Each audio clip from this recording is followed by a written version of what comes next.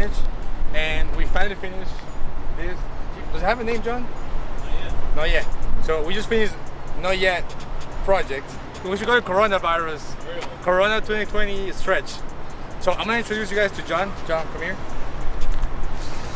So John is the owner of the Jeep. What's up, man? He's a little bit shy.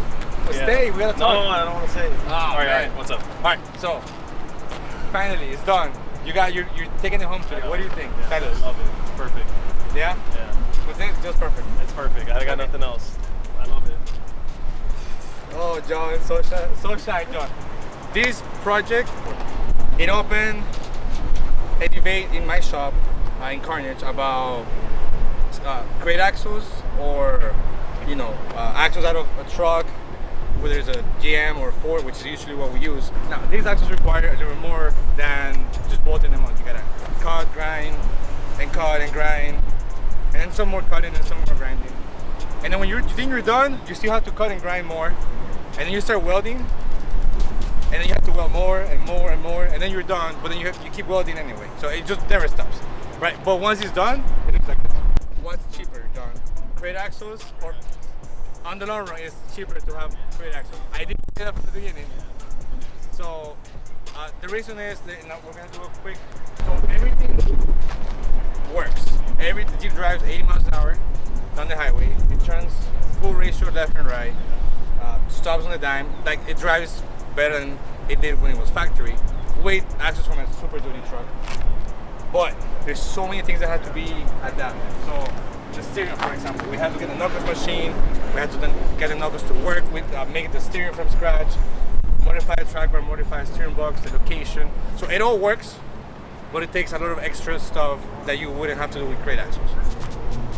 These are still cool, and if you do all the work yourself, this is the way to go. That's the line.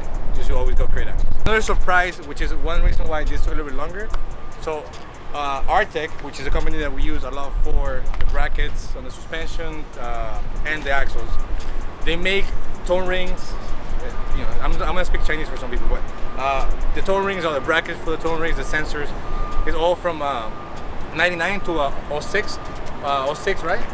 To 06 14 bolt. Anything after that, they don't know, like, it's not supposed to work. It works. We made it work. It's still a secret, but you can put a 2013 14 bolt under Jeep. It works. Perfect. With that being said, just quick walk around, rocker long arms with any stretch. Going with a 2.5 non-resi shock in the coilover. Jesus Christ. 2.5 non-reservoir coilover in the front. Rear spring with shocks, front air bump stops, Daystar rear bump stops. 1-ton axles, ARB lockers, 538 gears. The steering was made by us here at the shop, and Tombo's drive shaft. And it doesn't sound like a lot, but there's a lot of stuff in this Jeep. So if you were to build a stretch Jeep, two-door Jeep, fully built, and fully built I mean just like this one, where you go crate axles, or you go, old axles that you have to grind and stuff like that. Even if you do that, you're gonna be between 18,000 to 30 grand, easy.